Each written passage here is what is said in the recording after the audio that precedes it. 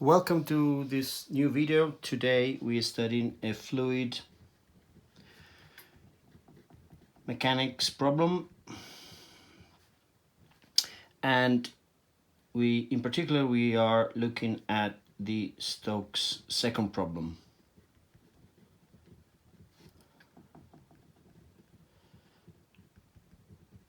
So this problem was solved by Gabriel Stokes himself in 1851. So the original publication is G. Stokes, and the title is On the effect of the internal friction of fluids on the motion of pendulums.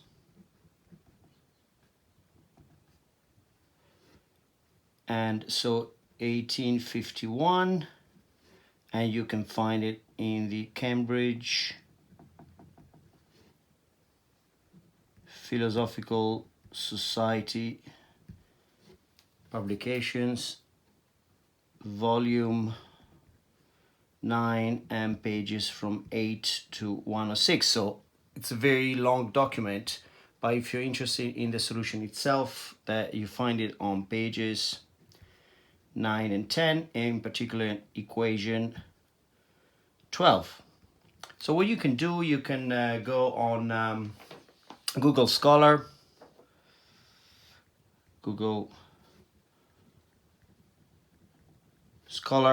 and you just type the Stokes and the title that I've written here, and you should find the PDF file. So if you're interested in the historical publication, the original publication by Stokes, you can find it here. Okay, so let's look into the problem. So we consider incompressible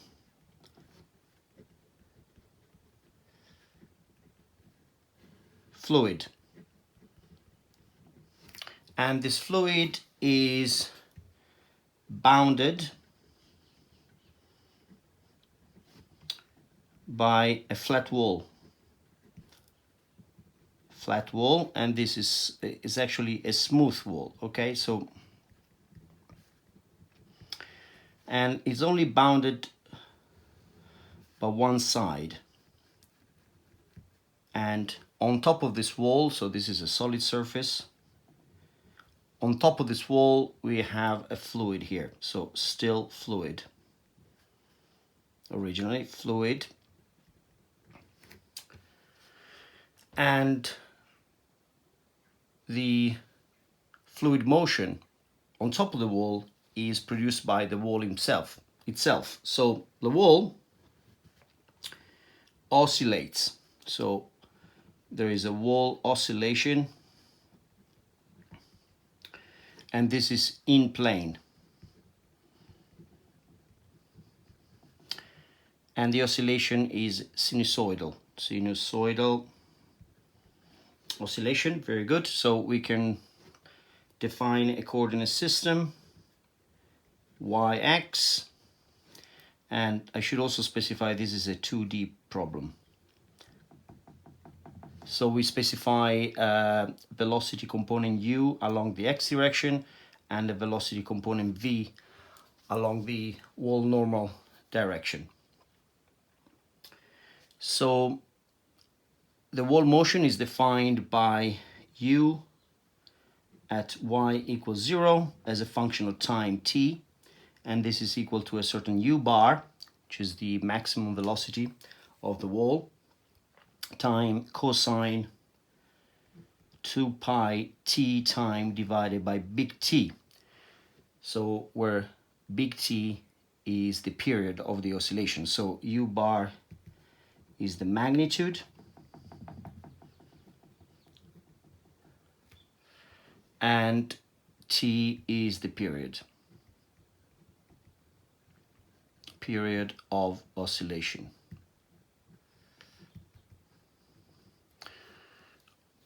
Okay,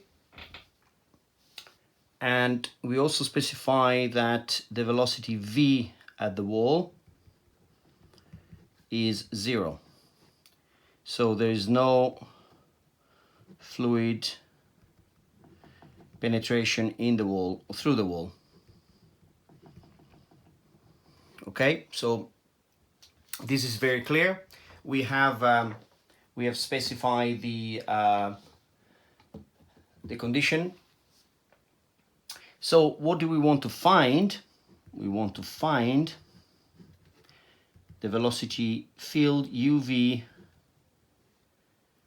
as a function of the coordinate x, y, and time t.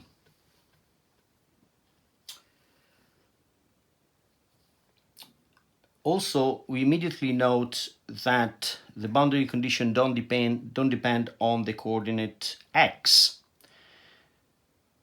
So we have the hypothesis that there's no dependence on x, so also we can write uv just a function of y and time t. Okay, great. So the next step is to look at the continuity equation.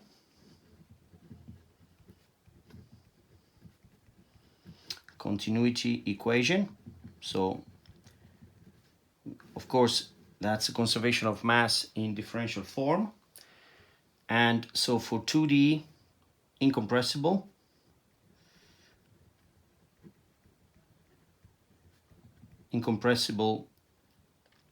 flow, we have the equations partial u partial x plus partial v partial y equal to 0. But as we said before, this term is 0 because u, the velocity along the x direction, does not depend on x direction itself. So we have partial v partial y equals 0. So this implies that v is only a function of time.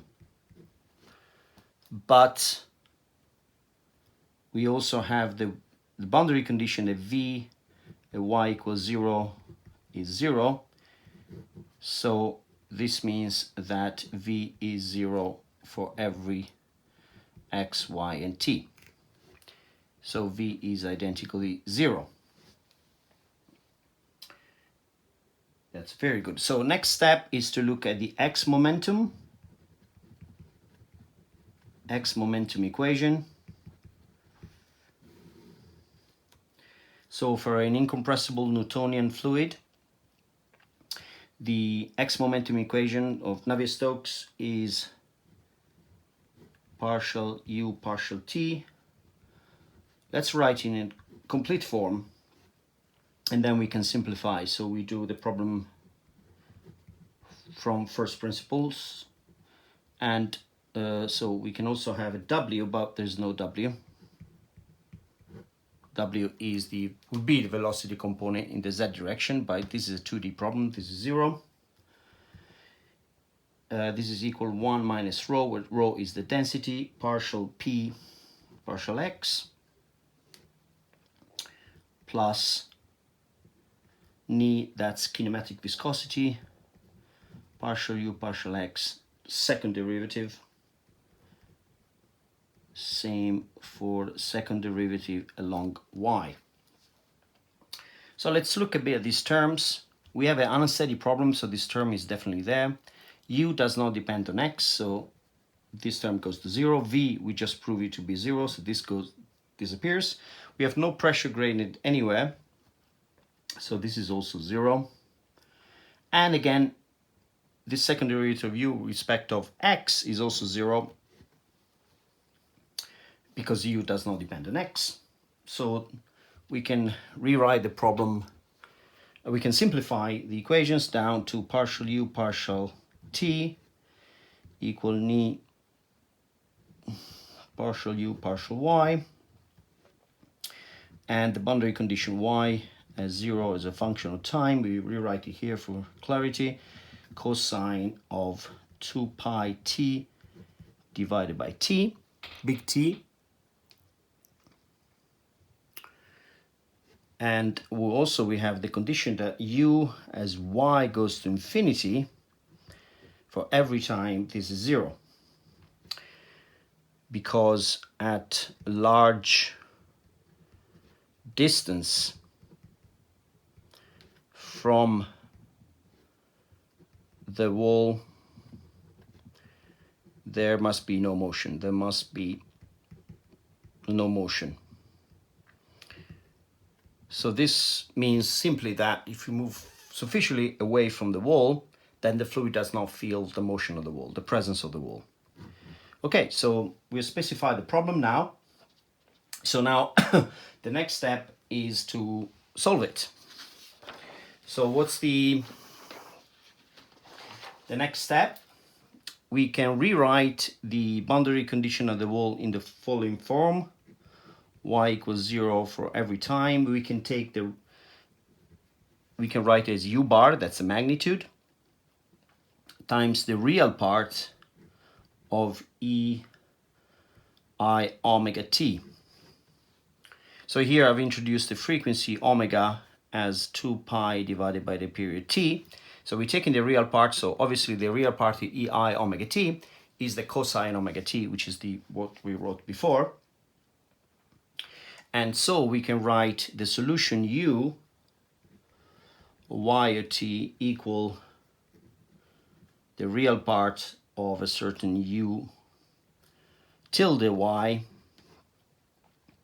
times e I omega t. So we can do that because the differential equation that we wrote is linear. So we can write it in this exponential form.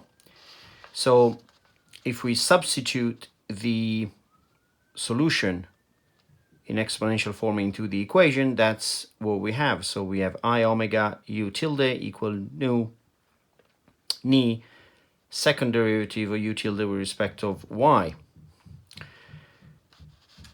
So this simplifies to this form. And then, of course, we can solve it. So we obtain, we write in this form, and then we find a solution with the two exponentials. And we note that a and b are two constants, and the constants are unknown. And we find the constants a and b by using the boundary conditions. And so lambda is written in this form. And so lambda, the exponent, is the square root of I omega divided by the kinematic viscosity. So we can rewrite the solution also in this form, and we define C as the square root of omega divided by 2 ni. Very good. So now we need to use the boundary condition. So the first boundary condition is the one far away from the plate, and we know the limit as y going to infinity of u must be 0, and therefore b, the constant b, must be 0 because we don't want exponential growth. The solution, it wouldn't make sense to force the fluid at the wall with a finite velocity and obtain a finite infinite velocity at an infinite distance. Whereas the other boundary condition, u tilde at y equals 0, is u bar e I omega t. So then we can set it equal to u tilde, and so we find a. And so we can write the solution in this compact form. So we know everything. And so where c, I can write it here for clarity, is omega divided by 2 ni, the kinematic viscosity. Very good. So if we expand this out, we can write it in this form: y of t equal u bar e minus square root of pi divided by t kinematic viscosity times y times the cosine of 2 pi t divided by big T, the period, minus square root of pi t nu, the kinematic viscosity, times y. So this is the solution that we wanted. So now we know exactly how u, so the velocity along the x direction, behaves as a function of time and of the distance from the wall. So two things to note, that the maximum at each y, the maximum u decays exponentially. Okay, so we can see there's a behavior which E minus y, and of course the rate of decay depends on the kinematic viscosity and on the period of oscillation. And then within this envelope, this exponential envelope, then at each position y, we have sinusoidal behavior in time, which is expected because in time, so the fluid particles oscillate in time at a certain, in planes they are parallel to the wall. So this is in a way expected because we also oscillate the wall in a sinusoidal fashion. But what's to note is that the period is still the same period of the wall motion because the equation is linear, but there's a phase lag. So each particle oscillates at a different in a phase lag with respect to the particles next to it, and the phase lag depends on t. So, and this phase lag is the same as the exponential. So if what we can do, we can sketch the velocity profile. Actually, I have here a picture that will be, so you can see it here. Yes, I don't know if this is ideal, but you can see how the velocity profile, these are different phases of the oscillation, decay from the maximum of the wall, and then it decays exponentially, but there is a phase lag. Okay, very good. So we can extract some further information. One information that was given by Stokes itself is to estimate the thickness of this viscous layer. So of course we restrict ourselves to the cases to laminar flow. Okay, and so we have found a Stokes layer. So in a way, this is a viscous, of course, viscous layer, viscous and unsteady. So, and we saw the sketch before. So we have an envelope, exponential decay here, and the velocity behaves something like that. So it crosses the line here at x equals 0, this line here, an infinite number of times. And so at different phases, they will behave like that. But the point is to find the thickness delta. So this is the thickness of the Stokes layer.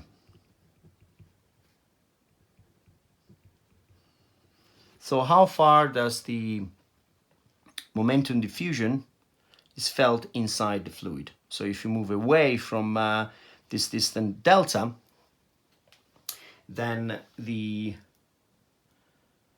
fluid is almost unaffected by the motion of the wall. So we can do this. We can define a delta 99, which is the distance y from the wall at which the velocity, the maximum velocity, decays to 0.01 of the maximum velocity u bar. If you remember, we defined it originally. So what we can do, we just set u bar times 0.01 equal u bar e minus square root of pi divided by t nu times delta. So we take the equation of the solution, the laminar solution, and we omit the cosine because we just want the maximum at each point in each location from the wall, and instead of y we put delta 99. So we solve for delta 99 and we find 4.6, about 4.6, 2 nu omega divided by square root. So, but we also know that omega is 2 pi t. So delta 99 can be written as 4.6 times this expression. So we note that the thickness of the Stokes layer depends on the square root of the kinematic viscosity, but also the period of oscillation. So the higher the period of the oscillation for a fixed kinematic viscosity, the more viscous effects are felt inside the fluid. So that's it for this problem today. Thank you for watching and see you in the next videos. Bye.